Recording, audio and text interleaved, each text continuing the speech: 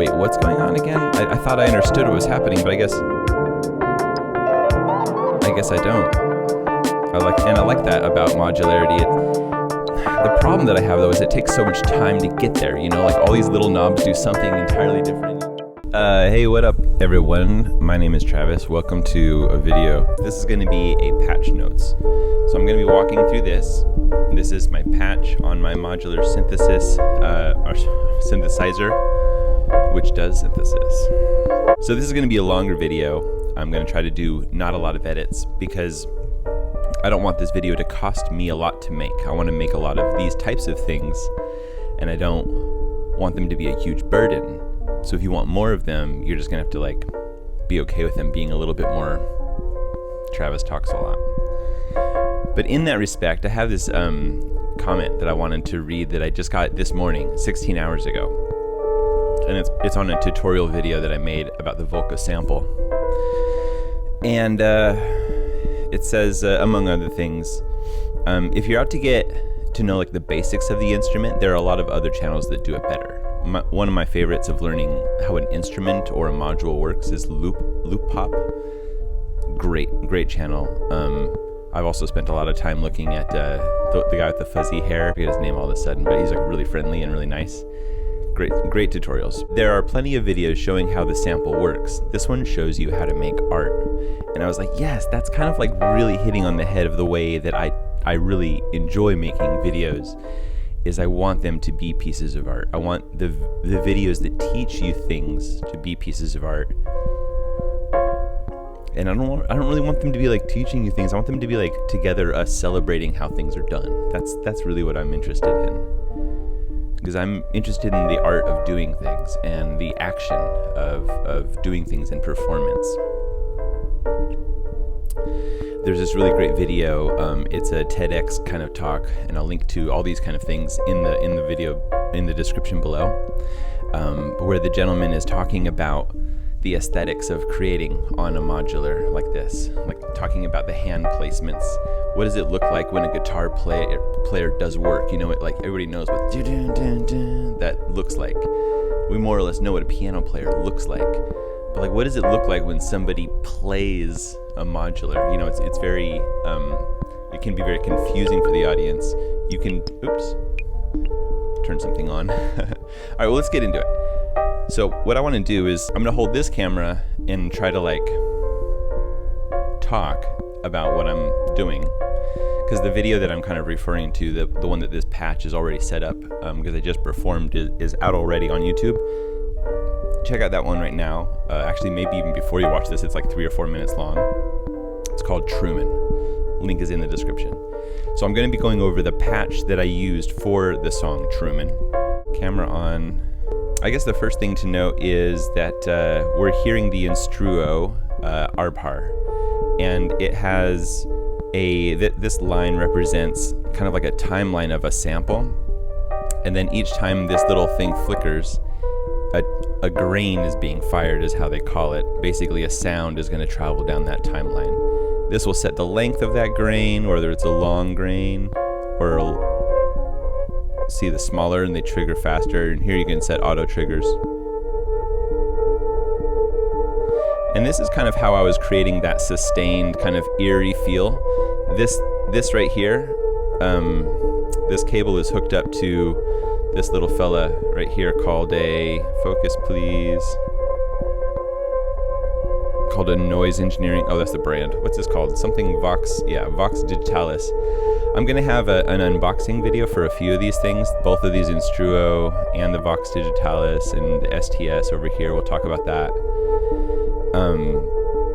But this fella here is controlling the pitch. You see how it's changing? So it's on the 7th step and it's going to be an F, 8 is going to be an F, what's going to be the first step is a D. So it's changing the pitch of the grains that are firing. I can change like the place that the grains are firing from, and that's going to inherently change the pitch, but it more or less will kind of adhere, and we're getting more of the atmosphere of the piano rather than the pitch or the tone of the piano. So it's really nice way to accompany or transition away from a piano. Now, where did that piano come from? Well, it's actually this sample right here that's playing. So I'm not speaking in the mic anymore. I'm getting excited. It's slowed down, this is the speed. So if I speed this all the way up, basically this sample, try to focus here, camera. There you go. There you go. This sample, if it were to play all the way through, would be what's on this blue track and what these grains are sampling from. So this is basically the same thing. I can kind of trust it. I can throw like the belly of the sound from here to here pretty easily. See, watch this. And if we had like a thing, one or two things to tie these two together, then maybe we have something that we can play with. And that's kind of like how I kind of started out. So if we have this, why is this camera so blurry all the time? Autofocus is trash on this camera. Sorry, guys. Anyhow, this is fun, right? Okay. I can bounce between those two if I have something to keep, to glue, to tie them together, and that's where this next sound comes in. Right here I have a Pico voice, which is basically a digital voice module. It can synthesize what an oscillator does or a few other kind of things, but it's digital. It's not an analog oscillator, but we don't care. It sounds amazing. Right now it's set to like a string, and then it's sent through this filter. So let me turn the filter up so you can hear it. So that string is also being pitched out of the Vox Digitalis. So it's having the same tone as the piano is all the time. It's in the key of F minor, which is the same as the original sample. So all of this should just play together no matter when or where. And I've already kind of set it up with the patterns to where it's gonna be fun. And then I can come in here to these tracks and just mute. And since it's muting the trigger and not the sound, I'm not abruptly ever cutting sound. I'm like abruptly cutting the pattern. So when you come in, it feels like you just took a interesting pause.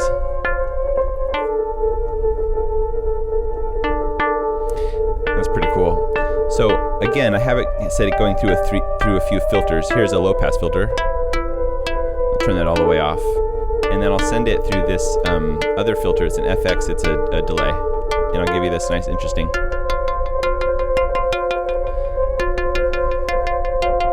And this is really fun because I have the drums over here, which are on this like trigger muted pad. This thing is awesome.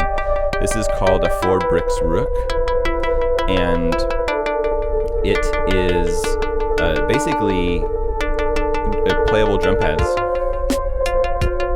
I already have a pattern set up in there. It's set to pattern mode, but this is like turn off patterns and turn on patterns, which is great. Now I can record these patterns to the open track, the buffer, and then when I go into play mode, turn off recording, I can kind of like,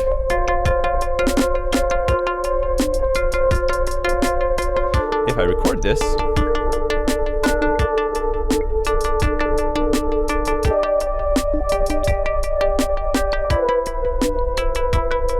so now they're recorded into that buffer. Can erase everything, turn on recording, and get to the end of that bar.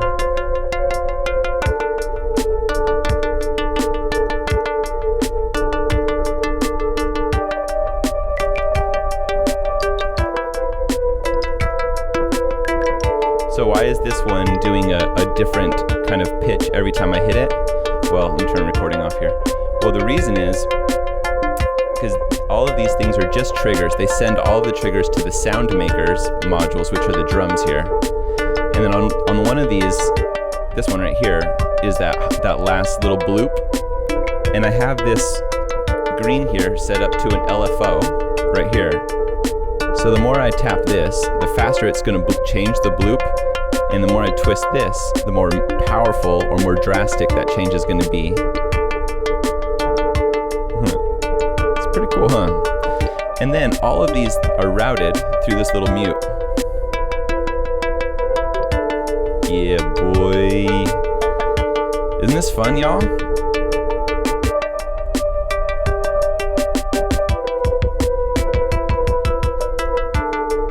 So, what? Oh, and then you can just be like, and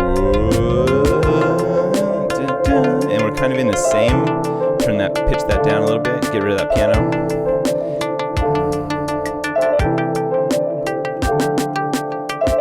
All right, so those are like the main kind of synthesized voices that we have in here. Oh, again, this is cool. I have this thing set up to this little attenuator. Let me pitch it down. So now when a pressure gets applied here out of this VC, it comes into here through this attenuator and then gets sent down here to the pitch control of that piano sample. So it's like a tape stop. I love that stuff. I love it. I don't know how not to love it. It's too lovable.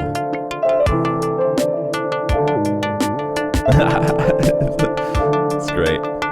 So this little fella here, the O tool, is probably my favorite module ever. It just shows me things. It just helps me understand everything. Because a lot about the modules is let me turn this filter down a little bit because that string is screaming. Okay, because a lot of the way the modulars work are just like interdependent. You know, like this. You know that little string? I didn't show you this. Watch. This is set up to a tap LFO that I've not turned on yet. Tap, tap, tap. And I'll turn on the. I think that. I forgot what that does. Here's another one. Tap, tap, tap, tap, tap, tap, tap, tap.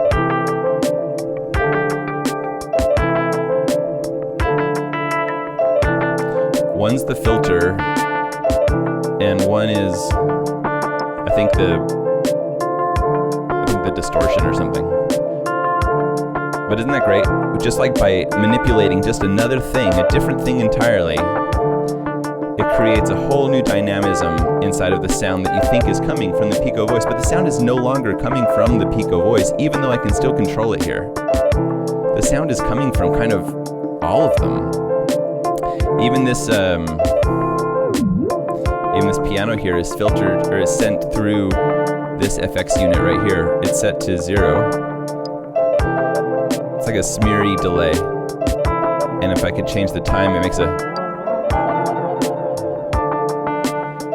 It's not too heavy where it throws you off, but it's something that just adds like there, you know, like all these little knobs do something entirely different, and like from performance to performance, you kind of forget what they do, like because you use them in different ways every time. So like, this instrument is not only unique to me, it's the one that I built and nobody else owns anything like it, but it's also, every time I play it, it is a different instrument. And all these knobs do a different thing and have a different intention. That's what's so crazy about this. And yo, like I gotta talk about this because I try to like get into modularity. Let me turn the drums off with just that quick mute. Oh, bring it back.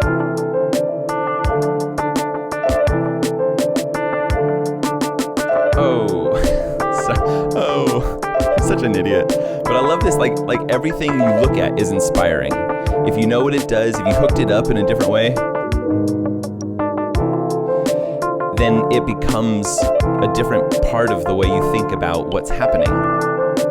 So let me calm everything down here. Get some filter back up on this string.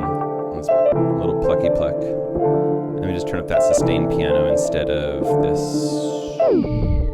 But anyway, it's just like a really crazy, even the modular community buying these things, understanding, like writing to the retailers and being like, hey, do you think this is where I should go? Like I'm trying to achieve this. What do you think about this? And then just like being on the forums and discovering the different ways that people use things and what they're used for, what they're intended for, and what are some hacks, you know? What I love about this instrument is that it's not only just a new way of creating music, it's a new doorway into thinking. It's a new opportunity to step into a new philosophy of creation. Okay, I've been talking too long. I want to show you one more thing and then we'll kind of be done. I want to show you how I'm taking the voices, like the narrator. Let's find one. So it's on the STS on this track here. So this side is basically an MP3 player or a wave player. So, the length is turned down. Let me turn the start point up. I don't know what I'm...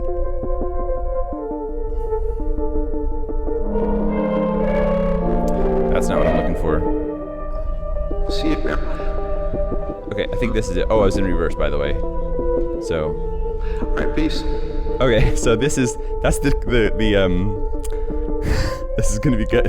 So he leaves me this other voicemail, and it's more like this. Dude, I'm high right now, and I have some thoughts. So I've got that laid up on this track here, and this is coming out of that and going right into the clouds. So this is Mutable Instruments Clouds repackaged as Monsoon and sold by a different company called, I think, After Later Audio, I think.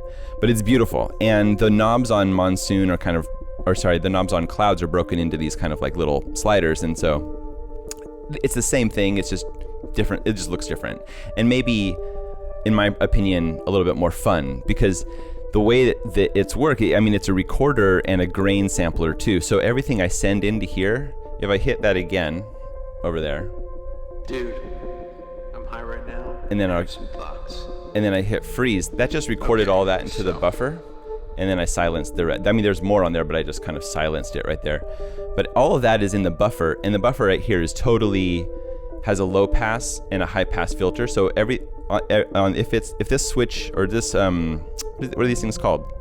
Slider? Yeah, if this slider is south of the middle point, it's going to be a low pass filter. If it's north of that, it's going to be a high pass filter. You're going to cut off the lows. And then you hear it sound like a monster. That's because the pitch is all the way down. So there you go. So let's take the high pass filter off. Dude, I'm high right now. So that's just going to loop. Dude, And we can choose how much reverb's on it. dude, I'm high right now. Beautiful, luscious, gorgeous, cloudy clouds reverb. It's amazing. There's also other things you can do with it, and then again, all these things can be automated. But one of the things I like to do is take the size and squeeze the size of that loop really.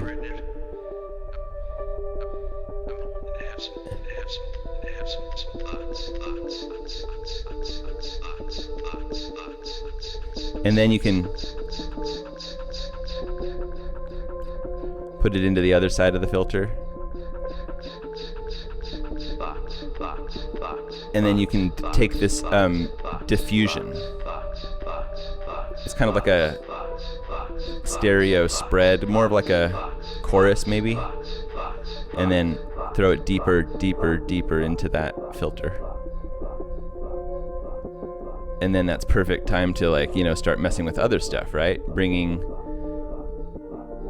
Changing it in, or, you know, if I had more presence of mind during that Truman video, I think the thing I would have done would have been to start messing with, you know, these tap LFOs and all that. But I think at the time I started messing with this, which didn't need to be messed with because it was holding it down. Like, it was holding the idea down, but I got nervous. Do you guys ever do that? Like, when I'm playing my instrument alone, I can go for hours and it sounds like, in my brain, to like Mozart. It's amazing to me. But the minute I'm like, okay, I'm ready to turn on the camera with this like musical idea and start like using the same tools in the same way, like I just feel so clunky. It's like one of those ideas, like when it's being watched, it's never as good as when it's its own thing, you know? And I try to share with you guys, I try to share with you guys how this works for me.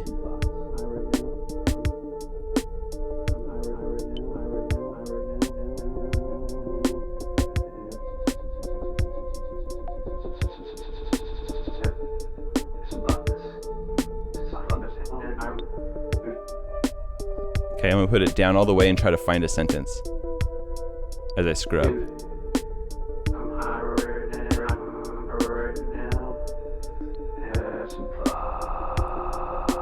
Because the size is all the way down.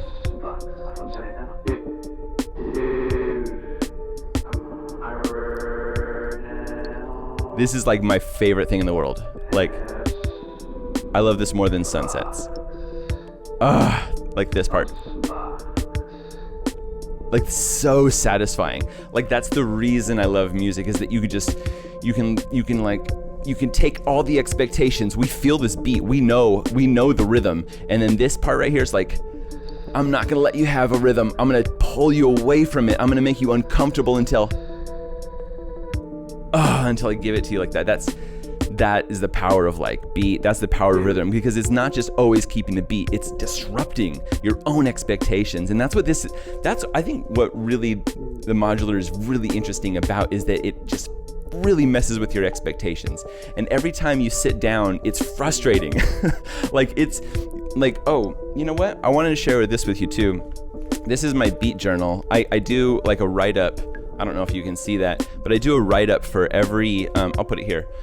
I'll do a write-up for every beat that I do, and it's just like to help me to get things together. So these are the notes. This started about a week ago. I was like, okay, what do I want to put there? I want to put the vocal narration through Clouds, okay. A piano chop through Arbhar, good. And then I started like thinking of like all the things I could do. I could change the wetness of it. I could change, Arbhar, you can reverse things. Oh, did you know you can reverse things? That's interesting. So I get a list of like these opportunities for me to make interesting entanglements of ideas. And then the performance becomes more like this. This really helped me actually. I was struggling with it because I was trying to like write an introduction, like first introduce these things and then these things and then those.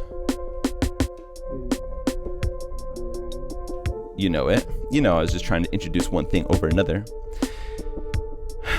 and try to build a drop, I had like a sequence in mind that so it was no longer a documentation of an exploration, but it was more of a performance. And I'm not saying one is better or worse than the other, but I'm saying they are different. And I was more on the performance side. And this whole thing never really clicked for me. This whole modular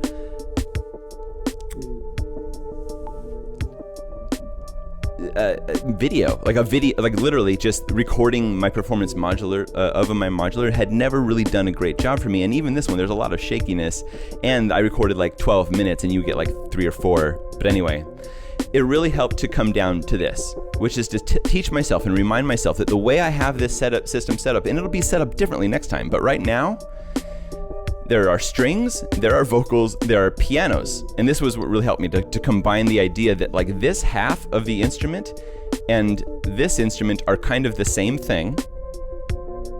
And this half of the instrument and this half are another thing because of the way it's wired today, but not necessarily later.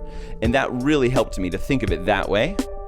And then drums over here, and then strings. So when this becomes 4 voices instead of how many modules or what instrument or what trigger or what order or what performance, when it becomes 4 voices that become talking, that begin speaking to each other, then it makes interesting ideas to put a fill into and then bring this up. And then with your pinky, Dude, I'm high right now. I have some thoughts. Boom, back down to the filter, because we're done with our roll. So you can do that, those ideas of making the voices talk together when you separate out of the idea of what is an instrument. That's why modular is so wild, like when I first started Little Music Boxes, it was more about how can I replicate this sound that I'm really interested in using a tool that I'm excited about, which is, if I'm trying to point over my head, I have a vocal modular or vocal sample set up somewhere over here. Try to reconfigure my background because I'm sitting on the floor now. But anyway. Oh, that's not on. Ooh. Watch this. Wait till the end of the. Then we fade out. And then bring that back in. Dude, I'm high right now. I have some thoughts.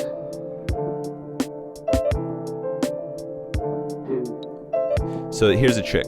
When you don't know where you are with the size or the thing, throw it into the gutter of the filter, because you could be like not knowing where you are, and then it's all the way up, and then you find and it's like too loud, oh no, so throw it down. So tip is, if you're looking for a spot on your loop buffer because you're frozen, throw this fella down, and then take the size up maybe a little bit, 20%, maybe the 15, and then scrub around that size. So it's easier.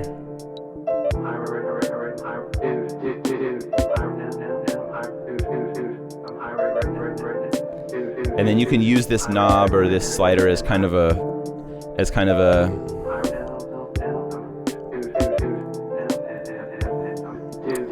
sample selector, I suppose, to remix. Kind of like feels like you're pressing that button on the 404. Thoughts. Now. It's a cool little glitch. You can send that back into the well of reverb. This thing is so rich. Bring that filter up. Now we have no filter. Bring that distortion down, or the dispersion, or whatever I called it earlier. And then bring that reverb down too. So we're gonna get like the most raw version of the recording. And now I have like a little bit of like a percussive chirp. I can take that, pitch it up. It's gonna move faster. The chirp's gonna be faster because I'm pitching up the sample, which shortens it. But if I can pitch it up to find a nice polyrhythm in there, and maybe it doesn't even need to match perfectly.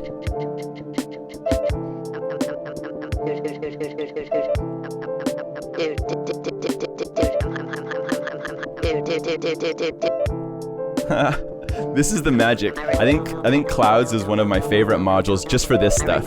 I'm really interested in the way. Let me turn this back down. Throw that back down into the filter. I really love Clouds or Monsoon or whatever you want to call this for this kind of reason. There's another video on YouTube that really like set me on this direction, which I'll link to in the description below. This modular musician just kind of like does 2 or 3 hip hop videos with his modular, but they're done so well and they're amazing, and he uses Clouds pretty well. This is not Clouds. This is like a knockoff, like a bootleg. Yo, I think I'm done talking about this. This is the patch notes. I have a few other cool like tutorials type of videos that I think you might be interested in. Let me press done recording on this one. All right. I have a few other tutorial type videos that I think you might be interested in. There are other patch notes. Also look on my channel for videos called Sloppy Chops. That's more like beat making on pads like 404s, and also Volca. I do a lot of Volca machines. Usually kind of outdoors, more celebrative. This is the first time I'm really diving into this modular machine here, and I really love this instrument. I built it myself. I built it for a few months, like every little piece, like all the research, all the everything that you might expect would go into building and organizing something, in my opinion, so complex. And then coronavirus hit, and like you realize sometimes that you kind of get invested into things that kind of are outside what's necessary to live, right? And there's for me there's this weird guilt about buying these things. Like I did it on the up and up, using my own money and all that. And, these are not donations or anything. I didn't steal any drug money or anything to get this. No hustle. It's good honest money that I spent. And then like the coronavirus came, and like now money is like weird and hard to come by, and you look at these choices that you make in the past and you think, like, am I prioritizing the right things? Am I thinking the right way about the assets and the opportunities in front of me? Am I spending them on things that are like actually make my goals harder? Like if my goal is to make cool music, this is like the hardest way I could possibly do it. But there's an interesting thing when you invest in hard things. An interesting thing that happens. Like you can invest in a new filter or a new plugin or a new whatever to make your life easier. But sometimes we go so far down the road of convenience that we don't really, take the time and ask ourselves, like, did we go the right way? He makes a...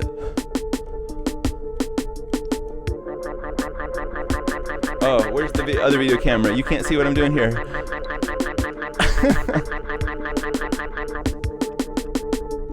You know how this works? You've been watching? It's been a long video. But this is fun to just play and talk. Okay. What was I saying, though? Something about, the regrets you make. I don't even know what I'm talking about anymore. Oh, the value of doing hard things, though. That's an interesting topic that we can cover or dive into another time. But actually, I want to ask you guys a question. Do you like this type of video where we're just talking, chilling, going over the things? I want to do a video where I plug stuff in for you and show you individual modules, how they work. In fact, I have a few unboxing. Ooh, I have a module that I built, a DIY, and I did really cool like photography with it and I tell a story. It's gonna be cool. That one's coming out soon. But yeah, what kind of videos do you like on this channel? What should I explore more with? I'm only gonna take your opinion into account as far as I, appreciate it. Maybe like 20%. This is again, the hard things that we do are for ourselves. I don't do this for you, I do this for me, and that's why I do it. The minute it becomes, I've done things before that were for other people, and the minute they become for other people, they lose so much value for yourself, and then you stop wanting to do them, and then you start having, what is this called? Where you, not despise, but you have resentment. You have resentment for the thing that you love to do because you stopped doing it for yourself. And that's something that for creative people we really forget to protect because we think that we want to give our creativity to other people for money. We want to get a job, we want to get we want 1 million views, I want more subscribers, I want a brand deal or whatever it is that you're looking for. And you forget that this thing you didn't get interested in this because of money. You didn't do any of this. Like you didn't start doing beats or rhymes or poetry or learning to play piano when you're young or even like being good at observing nature or even like understanding emotions or being able to communicate stories. You didn't do that for money. You never did that for money in the beginning. But somewhere along the way, someone told you that you could trade your creativity to another person who could profit off of it in exchange for a little slice of that profit. Somebody told you that that's all you were worth somewhere along the way. And so I guess my challenge is really to check in with that, because if your assumption is that your value, the value of your creative output is merely to cash in, if you believe that, then you will invest in filters and plugins, and you'll send it for mastering to some third party, and you won't develop a relationship with the person who's singing over your beat or whatever. Like because you're gonna be optimizing your life for one single thing, which is green and ugly and sits in your bank account, and you don't really notice it because your rent is too damn high anyway, and it's painful to look at. So don't look at the bank account. Why am I trading my life for that? Money is so stupid. So, I guess that's just a long-winded way of saying that the things that I do and the reasons that I do them need to be, at least, mostly for me. I can acknowledge that they're for other people too. I can acknowledge that there's a benefit in sharing, a benefit for both of us. You get to learn something, you get entertained, you get to be like, what this guy's talking about? I don't get it.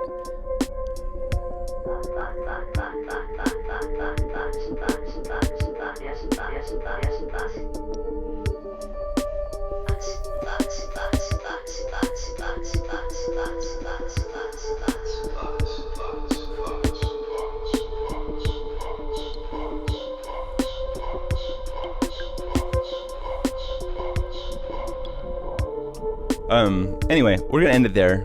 Just have some thoughts. Would you believe the camera ended just like right there? Thank you for watching. If you did watch all of this, if you're interested in more of these types of things, I'm excited about that because I'm very interested in learning about myself as I learn about this instrument and how things work together. It's very cool for me, and I want to bring you on that journey. This is Patch Notes. I'm Travis, Little Music Boxes.